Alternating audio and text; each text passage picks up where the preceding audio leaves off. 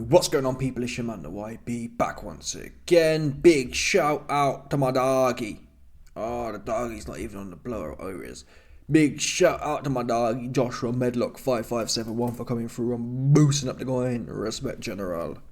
100%. So, we got a leaked video right now. Tyson Fury backstage. Ain't no one seen this before. Essentially, yeah. So you ain't seen this before, so we're gonna play it now. Tyson, oh my god, them legs. Sorry, this wasn't the plan, but them fucking legs.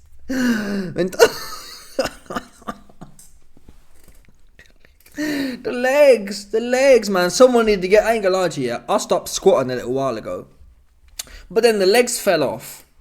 All the legs just fell off. You must squat. That's what this shows here, people. It's no good doing the leg extensions. Cane in the leg extension machine. You gotta squat. You gotta get them heavy compounds in.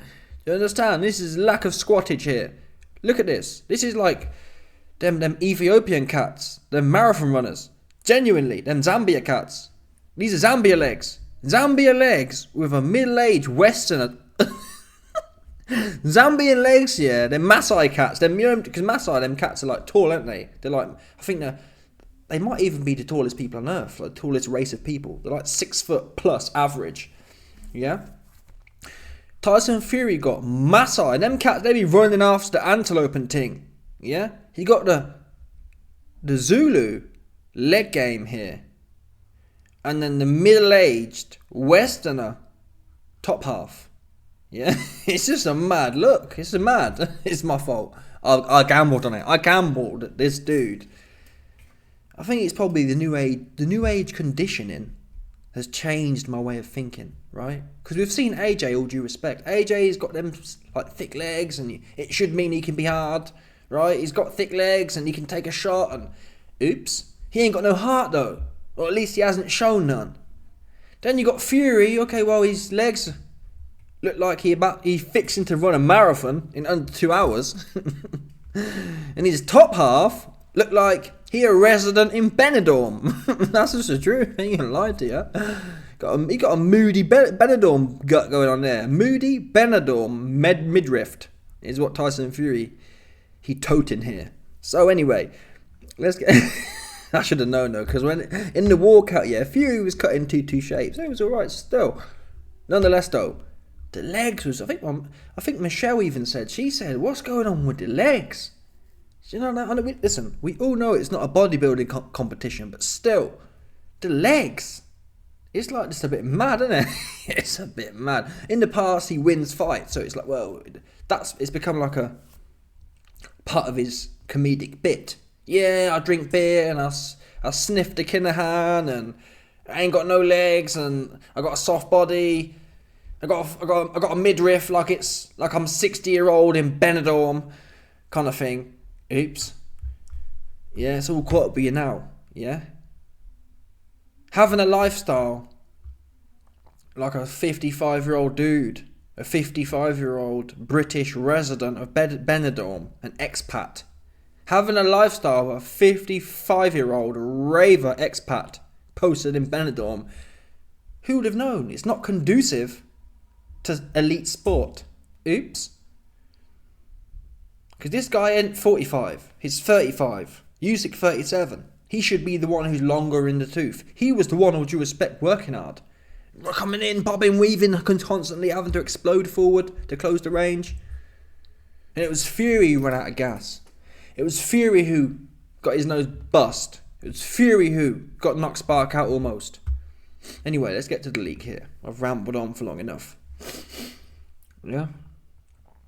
Here we go, people.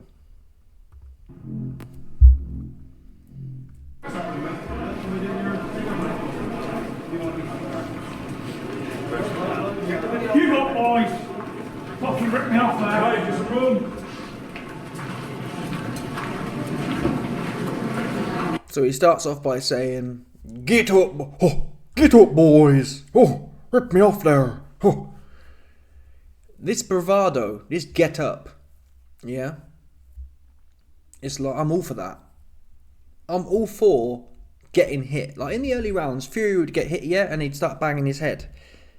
Early on in the fight, I didn't mind that. Why? Because it's kind of like, to say it didn't do anything. My issue came after the 6th round, when Fury had some good rounds. Like, for example, again, the reason I didn't mind him doing the whole, for me, get up, boys, all that kind of stuff.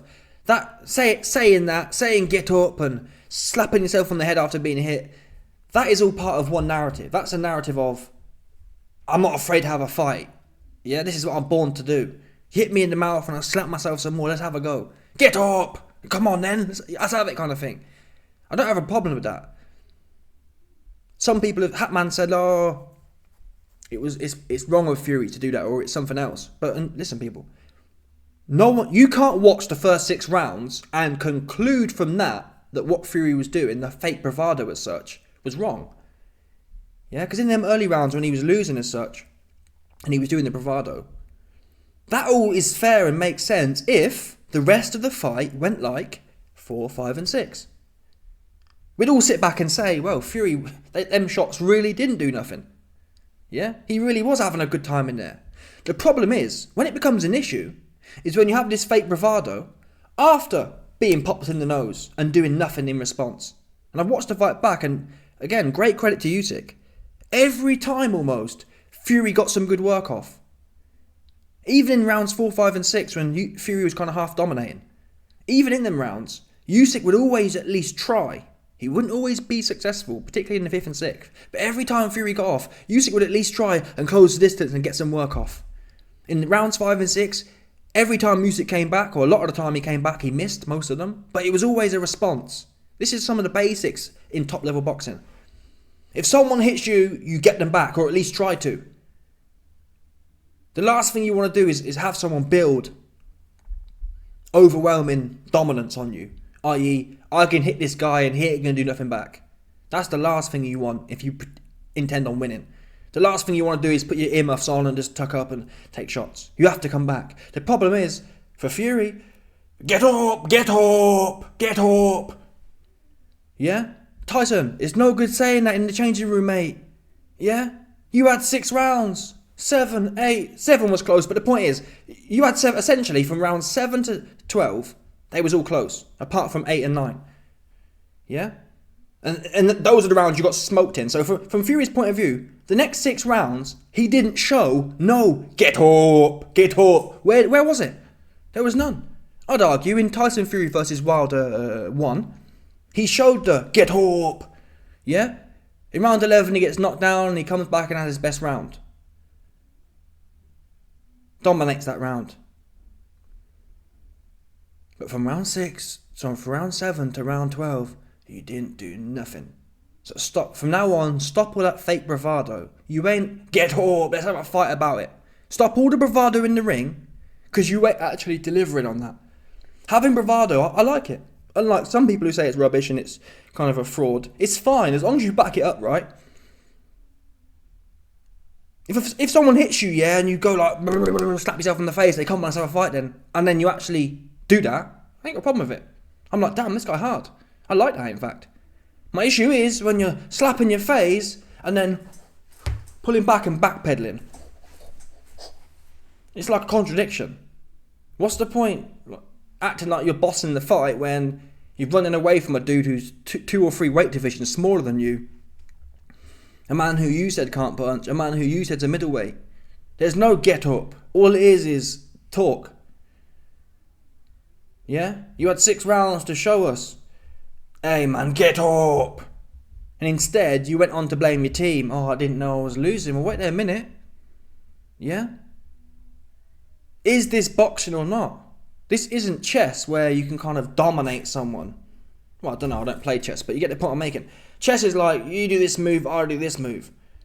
You can't really dominate. Can you dominate someone more than your plan, if that makes sense? In boxing, you have the option to win a fight by points or to cane someone. You can actively, I'm not sure if someone in chess could actively cane someone or not. You can only do a certain move and they can only do a certain move back. You can't necessarily change the intensity. People can't go into a chess match, yeah, and then decide to work harder and change the intensity and make it harder for the other person. In boxing, you can do that. In boxing, in any given minute, you can decide this guy's going to get it. Yeah? And Tyson, I didn't know I was losing. Regardless of that, for 6 rounds, you didn't not once change the intensity. You running around the place. So from now on, forget about get up. Yeah? Forget about get up. Because that's over now. That fake bravado's over now. It's fraudulent. It's not real, fugazi. Not genuine. Hermoisonite. Yeah? Tyson Fury's whole shtick is from Adamans. The Moody Chains. Tyson Fury, you need to get sponsored by Adamans. Who be moving them Moody Hermoisonite chains. The ones that pass the diamond test. That's who you're representative of now. You ain't the representative of the real Shackleton. The real diamond thing. Yeah? You're representative of the Moody Adamans Hermoisonite, a Watanite. That's who you represent. False advertising. Fugazi. Yeah? Moody. You're the people. Tyson Fury is the Moody gold necklace that leave green marks on your neck. That's Tyson Fury's game. Yeah? You hang around with Tyson Fury and you end up with green paint rubbing off on your neck. That's the kind of thing Tyson Fury is. About I got robbed. Oh, they stitched me up, didn't they? Oh, come on, bro. Yeah. No amount of stitch up can get your nose bopped. No amount of stitch up can get you essentially knocked out and saved by the referee in round 9. Unless you're going to go down the Wilder route. Oh, they put something in my drink. But all due respect, if anyone was to put anything in anyone's drink, it would have been Usyk's. We know the establishment wanted Fury to win. And even this close scorecard, listen, the fight was close. When you do the points, I did the points, and it ended up 7-5 for Usyk, I believe it was. So it was close. Yeah? There was a lot of swing rounds in there. But still, based on how I score fights, which isn't the point system, you can't win a fight when you're fighting a man who's so much smaller. And then that smaller man who can't punch, in your words, almost knocks you out, busts your nose, has you stumbling all over the place. You can never win a fight in that circumstance, the way I score fights. I'm the one who said Fury lost the first Wilder fight for the reason that, well, Wilder hurt you twice bigly, and you didn't hurt him once, really. How I score fights, that carries more weight. I weight things like that in a fight much more than nicking rounds here and there. If you nick 8 close rounds and then you get knocked down and almost knocked out 2 or 3 times, you've lost the fight. Sorry, it's a fight. It's not a whatever else you want to call it. The way I score fights is, ultimately, when it's all said and done, when the bell goes, how the YB scores fights is, who would I rather be at the end of that? And at the end of Fury and Wilder, I'd rather be Wilder. At the end of Fury versus Wilder 1, I'd rather be Wilder. I'd rather be the guy that maybe got outboxed at times, but then almost knocked his spark out twice. I'd take that. Yeah? No one can tell me they'd rather at the end of that fight be Tyson Fury. Never. Never. And no one can tell me you'd rather be Tyson Fury, missed the 2 or 3 rounds in the whole fight, essentially, over Usyk, knocked him out and bust his nose differently. And that busting of the nose changed the fight. Yeah? Anyway, let's get to some more of these bars, corny bars. Well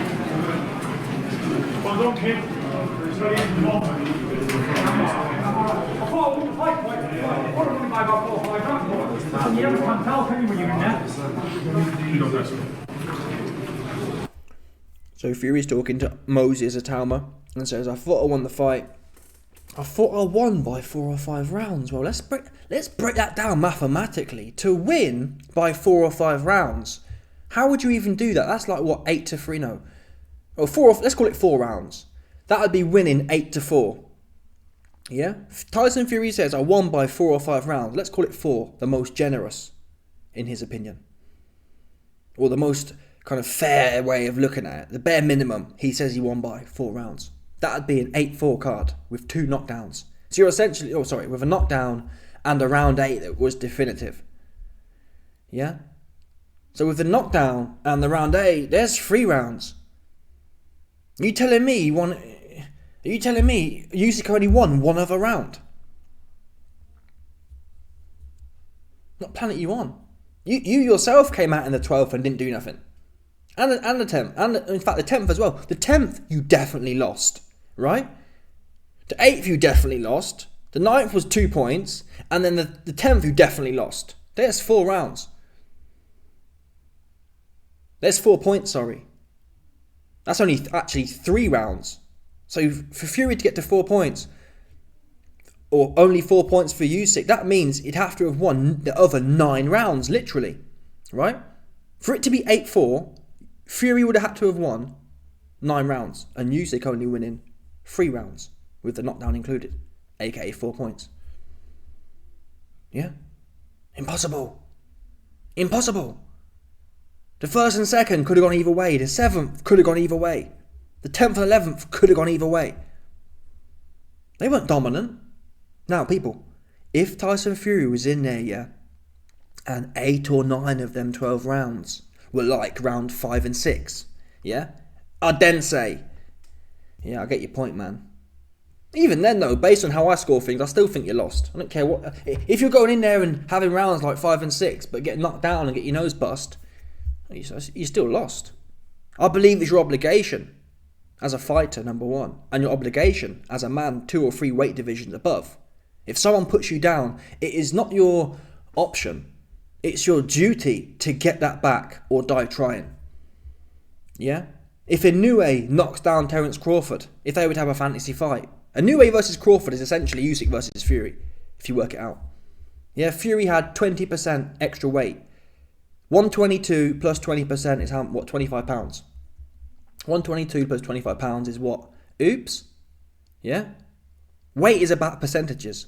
Usyk is fighting a man 20% bigger. 20% bigger than Inoue is Terence Crawford, 147. Oops.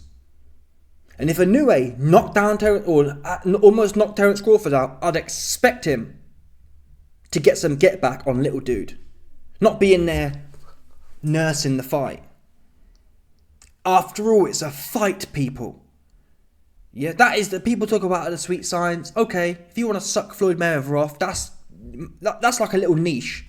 Yeah, Floyd sucker offers. You man do that then. If it's all about just nicking fights on points, you do that. I'm not interested in that though.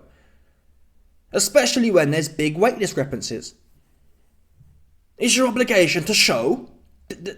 It's your obligation to show, or at least, not necessarily, people, everyone can fail, right? But it's your obligation to at least try and show that the order of life is maintained. Yeah? You never see a dog beating a lion in a fight. Yeah? There's order to life, and it tends to go, the bigger you are, you know what I'm saying? That's the natural order of life. You would never see a dog moshing a lion in the jungle. Yeah? Won't see it. And it's your obligation to the sport to show, hey man, like Triple G said to Kell Brook. Triple G said to Kell Brook, hey man, it's not your fault. There's just weight classes. Triple G wasn't gloating. Just tell the truth. There's weight classes for a reason. I'll send his little ass back to 147 where he should have stayed. That's what should happen. Or at least try to do that. Who here saw in any of them 12 rounds Tyson Fury show us? This guy, he shouldn't be here. I guess you can argue 5 and 6, but it wasn't consistent. Yeah? Really? Okay, let's say you want to have a feel round or two. Forget the first 2 rounds. From round 2, it should have been on like Donkey Kong.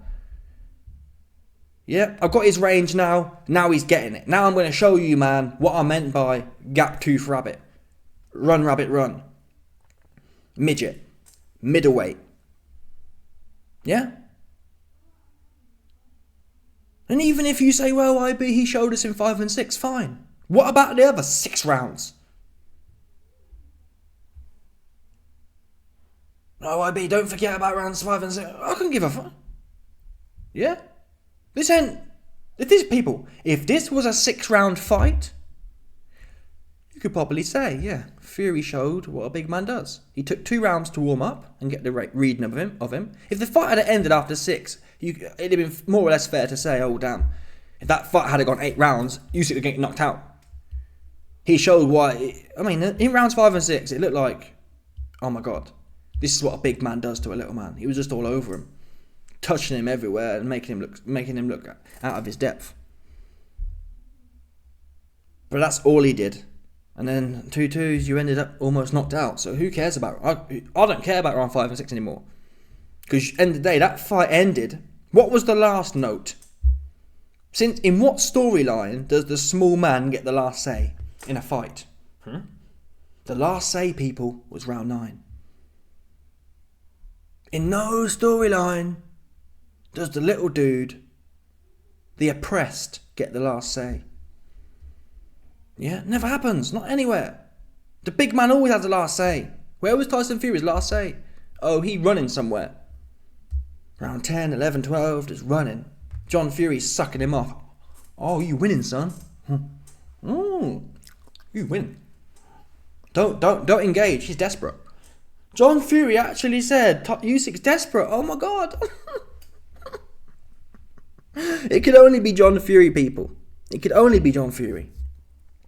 Yeah, true goofball.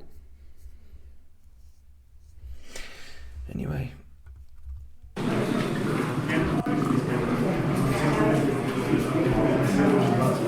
So yeah, you heard the leaked comments there from Tyson Fury. Is what it is. Let me know your thoughts. Smash the like button, subscribe, like off the bell, 100% or that about it. Stop it.